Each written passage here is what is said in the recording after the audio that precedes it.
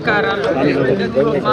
నాతో పాటు సురేఖక్క మేమిద్దరం కలిసి ఇక్కడ మరి మాజీ సీఎం గారు ఆపోజిషన్ లీడర్గా ప్రతిపక్ష నేతగా ఉన్నటువంటి కేసీఆర్ గారిని కలిసి మరి జనవరి 28 నుంచి 31 వరకు జరిగేటువంటి మన రాష్ట్ర పండుగగా మరి దేశ విదేశాల నుంచి కూడా ఎంతోమంది భక్తులు వచ్చేటువంటి పండుగ, మరి కొంగు బంగారంలా కోరిన కోరికలు తీరుస్తున్నటువంటి సమ్మక్క సారలమ్మ మహాజాతర జరుగుతున్న సందర్భంగా మరి మాజీ ముఖ్యమంత్రి గారు గౌరవ శ్రీ కేసీఆర్ గారిని నేను, మా అక్క సురేఖక్క గారు, అదేవిధంగా ఇక్కడ ఆకాంక్ష గారు, మన జిల్లా అధ్యక్షురాలు, మా ములుగు జిల్లా అధ్యక్షుడు డిసిసి పైడాకుల అశోక్ గారు మేమందరం కలిసి రావడం జరిగింది. వారు మొన్న అసెంబ్లీలో అందరు ఫ్లోర్ లీడర్లకు అదేవిధంగా ఎమ్మెల్యేస్కి అందరికి కూడా ఆహ్వానం పలకడం జరిగింది.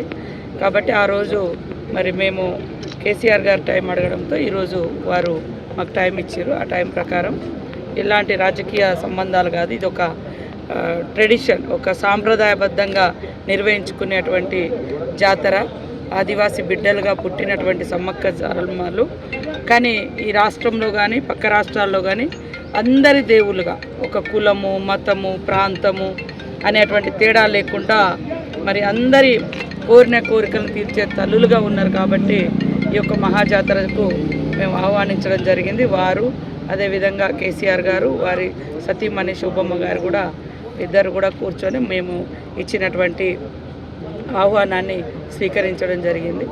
అదేవిధంగా పట్టు వస్త్రాలను కూడా మేము దేవుని తరపున వారికి అందించడం జరిగింది.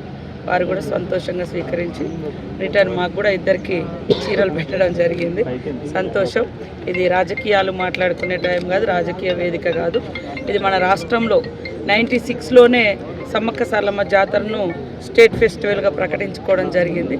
కాబట్టి అన్ని పక్షాలను, అన్ని కులాలు, అన్ని మతాలు, అన్ని ప్రాంతాలను కూడా ఆ ప్రాంత ఆడబిడ్డలుగా మేము ఆహ్వానించడం జరుగుతుంది. కాబట్టి తప్పకుండా వారు కూడా రావాలని కోరినాం. వారు కూడా సానుకూలంగా స్పందించడం జరిగింది.